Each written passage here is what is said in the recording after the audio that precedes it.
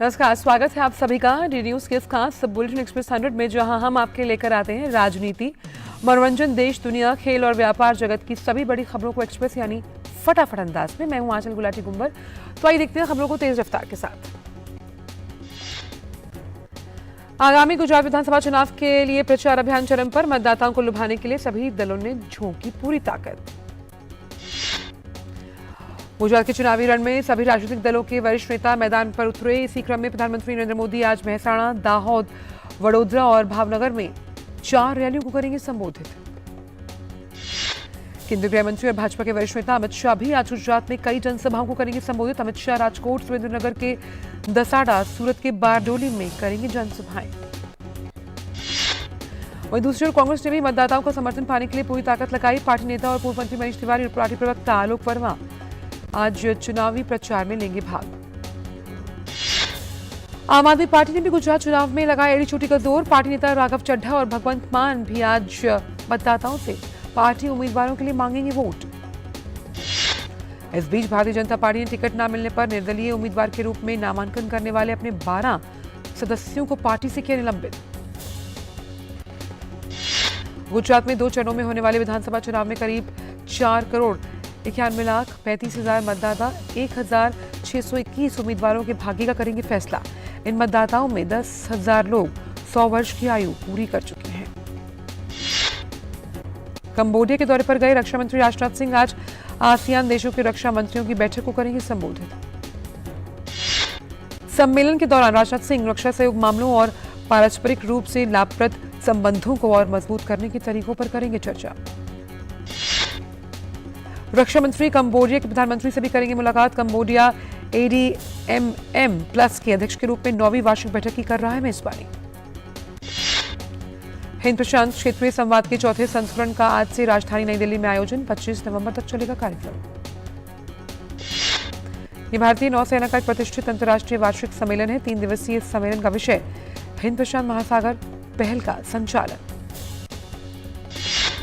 पर्यावरण मंत्री भूपेंद्र यादव भी इस सम्मेलन में शामिल होंगे। सम्मेलन में कई सत्रों का आयोजन किया जाएगा, जिसमें प्रसिद्ध वक्ता और पैनलिस्ट समुद्री सहयोग बेहतर करने और समावेशी संचालन के बारे में विचार विमर्श करेंगे। कार्मिक, लोक शिकायत और पेंशन राज्य मंत्री डॉक्टर जितेंद्र सिंह ने कहा, पारदर्शिता, जवाबदेही और नागरिक केंद्रित सेवाएं प्रधानमंत्री के प्रशासनिक मॉडल की पहचान बनी। डॉक्टर सिंह ने कहा, प्रधानमंत्री ने भारत को शासन का टिकाऊ मॉडल दिया। उन्होंने कहा कि केंद्र में कार्यभार संभालने के 3 महीने में मोदी सरकार का बड़ा फैसला स्व सत्यापन प्रस्तुत करना था। असम के महान सेनापति लाचित बोरफुकन की 400वीं जयंती पर आज से नई दिल्ली में 3 दिवसीय समारोह का आयोजन। केंद्रीय वित्त मंत्री निर्मला सीतारमण इस अवसर पर विज्ञान भवन में एक प्रदर्शनी का करेंगे उद्घाटन। केंद्रीय विधि मंत्री किरेन रिजिजू भी शाम को एक सांस्कृतिक कार्यक्रम में मुख्य अतिथि होंगे। प्रधानमंत्री नरेंद्र मोदी शुक्रवार को इस कार्यक्रम के समापन समारोह में शामिल होंगे, जबकि गृह मंत्री अमित शाह बृहस्पतिवार को करेंगे इसमें शिरकत। इस समारोह के दौरान नई दिल्ली में लाचित बोरफुकन की जीवन और गौरवशाली इतिहास पर एक वृत्तचित्र और एक पुस्तिका का लोकार्पण किया जाएगा। लाचित बोरफुकन ने सरायघाट के प्रसिद्ध युद्ध में मुगलों को किया था पराजित। आयुष मंत्रालय ने औपचारिक रूप से वेस्टर्न सिडनी यूनिवर्सिटी के NICM हेल्थ रिसर्च इंस्टीट्यूट में 3 वर्ष की अवधि के लिए आयुर्वेदिक विज्ञान में शैक्षणिक पीठ स्थापना की घोषणा की। नई दिल्ली स्थित अखिल भारतीय आयुर्विज्ञान संस्थान के associate professor doctor Rajagopala S को पश्चिमी सिडनी विश्वविद्यालय ऑस्ट्रेलिया में आयुर्वेदिक विज्ञान अकादमिक पीठ के पद के लिए चुना गया। कर्नाटक के मुख्यमंत्री बसवराज बोम्मई ने महाराष्ट्र के मुख्यमंत्री से दोनों राज्यों के बीच विवाद न बढ़ाने का आह्वान किया। बोम्मई ने कहा, महाराष्ट्र में बड़ी संख्या में बसे कन्नड़ लोगों के हितों का कर्नाटक सरकार रख रही है ध्यान। गौरतलब है कि महाराष्ट्र और कर्नाटक के बीच सीमा विवाद पर उच्चतम न्यायालय में आज होगी सुनवाई। जम्मू कश्मीर के उपराज्यपाल मनोज सिन्हा श्रीनगर में कश्मीर विश्वविद्यालय के वार्षिक युवा उत्सव सोनजुल 2022 का करेंगे उद्घाटन। बंगाल के नवनियुक्त राज्यपाल CV आनंद बोस आज कोलकाता में लेंगे शपथ ग्रहण समारोह में मुख्यमंत्री ममता बनर्जी समेत तमाम गणमान्य शामिल होने की उम्मीद। वाराणसी में काशी तमिल संगमम कार्यक्रम सफलतापूर्वक जारी। कार्यक्रम के अंतर्गत प्रतिनिधियों का दूसरा दल भी वाराणसी पहुंचा। आंध्र प्रदेश के मुख्यमंत्री वाईएस जगनमोहन रेड्डी आज श्रीकाकुलम जिले के नरसनपेटा का दौरा कर जगन्नाथ शाश्वत भूक्कू और भूरक्षा पुनर्सर्वेक्षण कार्यक्रम के दूसरे चरण का करेंगे शुभारंभ। एम्स नई दिल्ली में बिल भुगतान के लिए डेबिट कार्ड, क्रेडिट कार्ड और यूपीआई के बाद अब एम्स स्मार्ट कार्ड की सुविधा होगी शुरू। नई दिल्ली एम्स स्मार्ट कार्ड सुविधा अगले साल 1 अप्रैल से होगी शुरू। इस सुविधा के शुरू हो जाने के बाद रोगी या उनके परिजन एम्स के भीतर सभी स्थानों पर एम्स स्मार्ट कार्ड के जरिए भी कर सकेंगे भुगतान। एम्स में हर दिन करीब 8 से 15 हजार मरीज आते हैं। इतनी बड़ी संख्या में आने वाले मरीजों की परेशानी को दूर करने के लिए एम्स प्रशासन ने बीते कुछ समय में उठाए कई कदम। केंद्र सरकार ने कहा कि भारत और ब्रिटेन के बीच प्रस्तावित मुक्त व्यापार समझौता पर बातचीत पटरी पर और इसके अगले महीने फिर से शुरू होने की उम्मीद। वाणिज्य मंत्री पीयूष गोयल ने घरेलू इस्पात उद्योग से आग्रह किया कि वे भारत ऑस्ट्रेलिया आर्थिक सहयोग और व्यापार समझौते का सर्वोत्तम उपयोग करें। ऑस्ट्रेलिया में नए अवसरों को हासिल करने पर ध्यान दें। वाणिज्य मंत्री ने कहा कि भारत ऑस्ट्रेलिया आर्थिक सहयोग और व्यापार समझौते के तहत ऑस्ट्रेलिया द्वारा 100% टैरिफ लाइंस पर शुल्क समाप्त कर दिया जाएगा। ऑस्ट्रेलिया ने भारत के साथ एफटीए को मंजूरी दी। ऑस्ट्रेलिया की संसद ने समझौते को पारित कर दिया। ट्राई ने दूरसंचार प्रसारण और केबल सेवा शुल्क तीसरा संशोधन आदेश 2022 और दूरसंचार प्रसारण और केबल सेवा इंटरकनेक्शन चौथा संशोधन विनियमन 2022 जारी किया। प्रमुख वित्तीय सेवा कंपनी पेटीएम के शेयर 477 रुपए के अब तक के सबसे निचले स्तर पर गिर जाने के साथ वैश्विक व्यापक आर्थिक परिस्थितियों के बीच सार्वजनिक बाजार में नए जमाने की इंटरनेट कंपनियों का खराब प्रदर्शन जारी। रूस की सरकारी स्वामित्व वाली एकीकृत परमाणु ऊर्जा कंपनी रोसाटॉम को यूक्रेन युद्ध के कारण कोई क्षति नहीं हुई, सिवाय एक अनुबंध के जिसे फिनलैंड ने रद्द कर दिया। एयर इंडिया अक्टूबर में समय की सबसे पाबंद एयरलाइन रही है, जबकि गो फर्स्ट महीने के दौरान समय पर प्रदर्शन के मामले में एयरलाइंस की सूची में सबसे नीचे। रिलायंस इंडस्ट्रीज के चेयरमैन मुकेश अंबानी ने कहा कि आने वाले दशकों में भारत के लिए विकास को 3 क्रांतिकारी क्रांतियां नियंत्रित करेंगी: स्वच्छ ऊर्जा क्रांति, जैव ऊर्जा क्रांति और डिजिटल क्रांति। अमेजॉन एलेक्सा को कथित तौर पर इस साल $10 अरब का नुकसान होने की संभावना। वॉइस असिस्टेंट कभी भी पैसे कमाने में कामयाब नहीं हुआ। गोवा सरकार ने क्रिकेटर युवराज सिंह को अपने विला का कथित रूप से पर्यटन विभाग में पंजीकरण नहीं कराने को लेकर नोटिस दिया है। एलजी डिस्प्ले ने घोषणा की कि उसने थिन एक्यूएटर साउंड सॉल्यूशन विकसित किया, जो ऑटोमोबाइल के लिए एक नई साउंड तकनीक।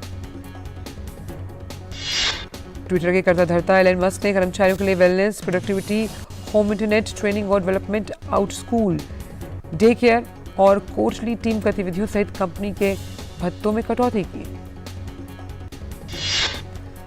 ट्विटर के सीईओ एलन मस्क ने कहा कि माइक्रो ब्लॉगिंग प्लेटफॉर्म ने पिछले सप्ताह 1.6 मिलियन दैनिक सक्रिय उपयोगकर्ता जोड़े हैं।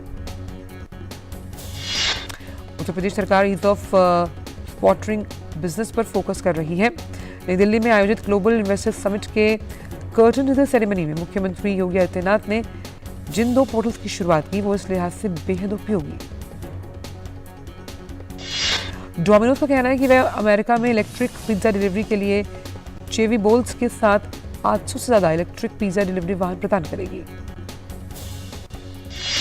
एयर एशिया इंडिया की यात्री अब फिल्मों, वेब सीरीज और समाचार लेखों समेत उच्च रेजोल्यूशन वाली डिजिटल सामग्री का आनंद ले सकते हैं।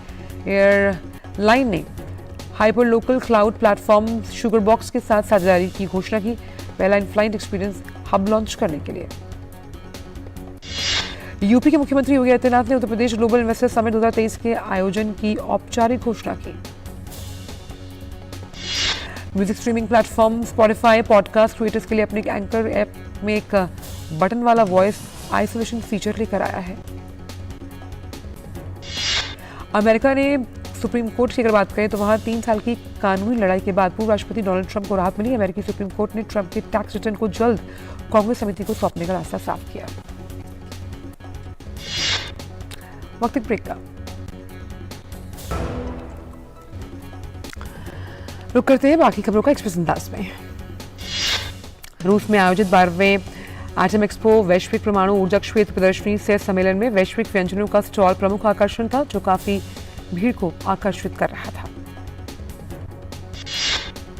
चीन में कोरोना की स्थिति गंभीर, बीजिंग में लगाए गए ज्यादा प्रतिबंध, 3 सप्ताह में 2.5 लाख मामले दर्ज।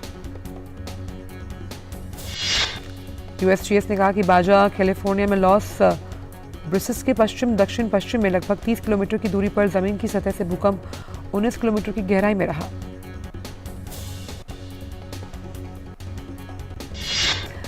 पाकिस्तान तहरीक इंसाफ के अध्यक्ष इमरान खान ने कहा कि उनकी पार्टी सत्ता में वापसी करेगी और देश में मौजूदा हालात की वजह से प्रचार करने की जरूरत भी नहीं पड़ेगी।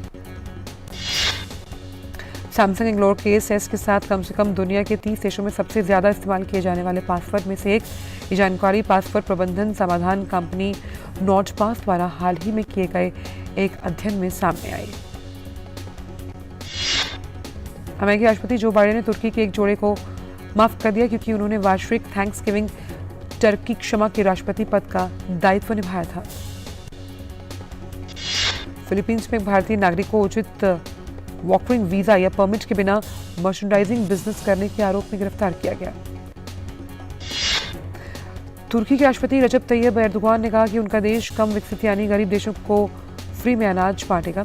इसके लिए रूसी गेहूं से आटा बनाने की योजना बनाई गई। सैमसंग स्थानीय आपूर्तिकर्ता YMTC के बजाय चीनी बाजार के लिए आईफोन के लिए रैम की आपूर्ति करेगा क्योंकि एप्पल अमेरिका के दबाव के आगे झुका हुआ है।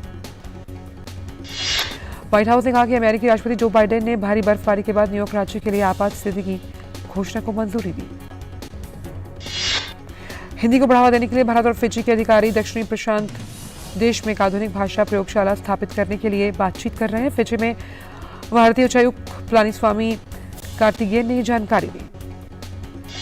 पाकिस्तान में सबसे महत्वपूर्ण फैसला जो भी सभी राजनीतिक विश्लेषणात्मक और संबंधित हलकों का केंद्र बिंदु बन गया है वह नए सेनाध्यक्ष की नियुक्ति।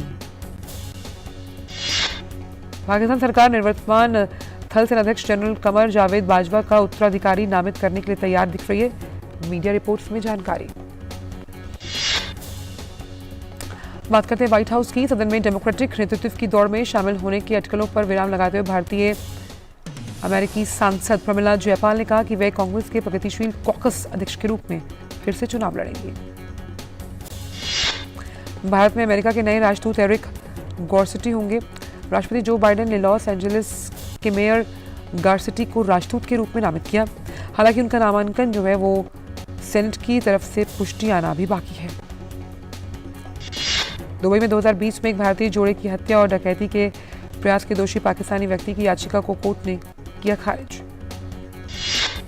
पाकिस्तान के रक्षा मंत्री ख्वाजा आसिफ ने दावा किया कि पूर्व प्रधानमंत्री इमरान खान ने स्वर्ण पदक बेचा जो उन्हें भारत से मिला।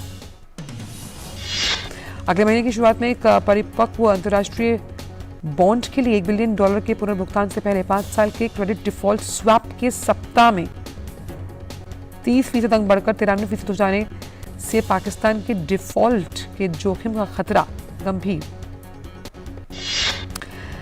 इराक ने इस्लामिक स्टेट आतंकवादी समूह के 6 प्रमुख सदस्यों को गिरफ्तार किया, जिनमें कम से कम 2 कुर्दिस्तान के अर्ध स्वायत्त क्षेत्र में पकड़े गए और देश के उत्तरी प्रांत किरकुक में 4 आतंकवादी ठिकानों को नष्ट कर दिया। स्टार फुटबॉल खिलाड़ी क्रिस्टियानो रोनाल्डो ने इंग्लैंड के फुटबॉल क्लब मैनचेस्टर यूनाइटेड छोड़ने का फैसला किया। फुटबॉल क्लब मैनचेस्टर यूनाइटेड ने रोनाल्डो के क्लब छोड़ने को लेकर एक बयान भी जारी किया। बयान के मुताबिक क्रिस्टियानो रोनाल्डो और क्लब के बीच इसको लेकर आपसी समझौता हुआ। फीफा विश्व कप 2022 में बड़ा आउटलॉट फिर देखने को मिला। मंगलवार को खेले गए इस मुकाबले में खिताब की प्रबल दावेदार अर्जेंटीना को सऊदी अरब ने 2-1 से हरा दिया। हार के बाद अर्जेंटीना का 36 मैचों से चला आ रहा अजय होने का सिलसिला टूट गया। ग्रुप सी में खेले गए इस मुकाबले में अर्जेंटीना की तरफ से मात्र 1 गोल लियोनेल मेसी ने किया। इस मुकाबले में मेसी ने एक रिकॉर्ड भी अपने नाम कर लिया। उन्होंने चिर प्रतिद्वंदी क्रिस्टियानो रोनाल्डो की बराबरी भी कर ली। साथ ही मेसी अर्जेंटीना के लिए 4 अलग अलग विश्व कप में गोल करने वाले पहले खिलाड़ी। फुटबॉल विश्व कप के ग्रुप डी में मंगलवार को ही डेनमार्क का सामना ट्यूनीशिया से हुआ। दोनों टीमें इस मैच में गोल नहीं कर सकी। इस तरह ये मुकाबला गोल रहित ड्रॉ के साथ समाप्त हुआ। फुटबॉल विश्व कप में पोलैंड और मेक्सिको के बीच मुकाबला गोल रहित ड्रॉ पर समाप्त हुआ। दिग्गज खिलाड़ी रॉबर्ट लेवेंडोव्स्की विश्व कप में पोलैंड के लिए कुछ खास नहीं कर पाए। इस विश्व कप में गोल रहित ड्रॉ पर समाप्त होने वाला दूसरा मुकाबला। फीफा विश्व कप 2022 के गत विजेता फ्रांस ने ग्रुप स्टेज के पहले मुकाबले में जीत के साथ अपने अभियान की शुरुआत की। मंगलवार देर रात खेले गए इस मुकाबले को फ्रांस ने ऑस्ट्रेलिया को 4-1 से हराया। इस मुकाबले की शुरुआत बढ़त पा चुकी ऑस्ट्रेलिया को मात्र एक गोल से संतोष करना पड़ा। इसके बाद फ्रांस ने एक के बाद एक 4 गोल दागकर मुकाबले को बड़े अंतर से अपने नाम किया। फीफा विश्व कप में आज 3 मुकाबले। दिन का पहला मैच मोरक्को और क्रोएशिया की टीम के साथ होगा। वही फीफा विश्व कप 2022 के ग्रुप ई में आज 4 बार की चैंपियन जर्मनी और जापान अपने अपने पहले मुकाबले के एक्शन में नजर आएंगे। ये मुकाबला दोहा के खलीफा इंटरनेशनल स्टेडियम में खेला जाएगा। वक्त एक ब्रेक का।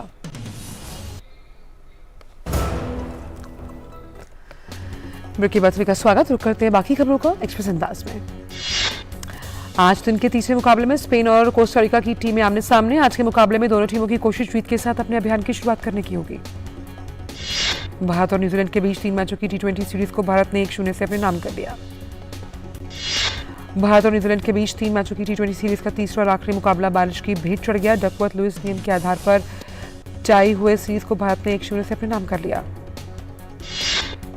भारतीय क्रिकेट टीम के अहम खिलाड़ी रविंद्र जडेजा ने कहा कि मौजूदा समय में फिलहाल राजनीति में आने के लिए कोई योजना नहीं। जडेजा इन दिनों अपनी पत्नी के चुनाव प्रचार में जोर शोर से जुटे। इंग्लैंड के खिलाफ मैच में डेविड वार्नर और ट्रेविस हेड की जोड़ी ने 259 रन की साझेदारी पर एक साथ कई रिकॉर्ड अपने नाम किए। इस मैच में डेविड वार्नर और ट्रेविस हेड ने मेलबर्न में सबसे बड़ी साझेदारी की। फिल्म ब्यूटीफुल बीइंग्स के निर्माता एंटोन मणि स्वनासन ने कहा कि हमेशा परिणाम के बारे में सोचे बिना दूसरों के लिए योगदान देने से खुशी मिलती है। अमेरिकी फिल्मकार मार्क ओसबोर्न ने कहा कि एनिमेशन एक विविध और विशाल माध्यम है जो किसी की भी कहानी बता सकता है। अभिनेता आदिल हुसैन ने कहा कि फिल्म द स्टोरी टेलर भारतीय सिनेमा के महानायक सत्यजीत रे को एक विनम्र श्रद्धांजलि। आगामी थ्रिलर फिल्म वध का ट्रेलर हुआ रिलीज। फिल्म में संजय मिश्रा और नीना गुप्ता पहले कभी जो ना निभाया हो ऐसे अवतार में दिखे। अभिनेता शरद केलकर जल्दी उद्योगपति श्रीकांत बोल्ला टाइटल से बन रही बायोपिक श्री नाम के नजर आएंगे।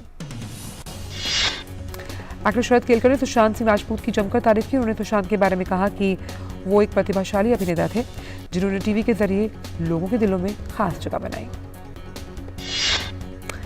भारत के गोवा में इफ्फी का महोत्सव जारी। इस फिल्म महोत्सव में animation film my love affair with marriage को प्रदर्शित किया गया। फिल्म के निर्देशक और स्क्रीन प्ले राइटर सिग्ने बाउमाने ने IFFI के टेबल पर बोलते हुए ये कहा कि 60,000 चित्रों का उपयोग कर इस फिल्म को पूरा करने में 7 वर्ष लगे। फिल्म निर्देशक मधुर भंडारकर की फिल्म इंडिया लॉकडाउन की स्क्रीनिंग भी इफ्फी में हुई और इससे मिली प्रतिक्रिया को देखकर वो अभिभूत हैं। पंजाबी गायक गुरु रंधावा ने मेगास्टार और कौन बनेगा करोड़पति 14 के मेजबान अमिताभ बच्चन के लिए गाने की इच्छा जताई। बॉलीवुड स्टार कार्तिक आर्यन ने अपना जन्मदिन मनाया। इस खास मौके पर उनकी आगामी फिल्म शहजादा के निर्माताओं ने फिल्म का पहला लुक जारी किया। अवतार 2 की एडवांस बुकिंग शुरू। 24 घंटे चलेगी फिल्म। रात 12 बजे दिखाया जाएगा पहला शो। साथ ही फिल्म अवतार 2 का नया ट्रेलर भी रिलीज, जिसके बाद से ये सोशल मीडिया पर हो रहा है ट्रेंड। हनुमान की दस्तक ने आदि पुरुष के लिए खड़ी की दिक्कतें। VFX को लेकर फिर छोड़ हुई प्रभास की फिल्म। सलमान खान की भांजी अलीजय नेशनल अवार्ड विनिंग निर्देशक सौमेंद्र पाधी की फिल्म से कर रही हैं डेब्यू। ससुराल गेंदा फूल की अभिनेत्री रिधिमा तिवारी ने फंतासी ड्रामा राजमहल में हिमांशु सोनी और नेहा हरसोरा की मुख्य भूमिकाओं के साथ एक खलनायिका की भूमिका निभाने के बारे में बात की।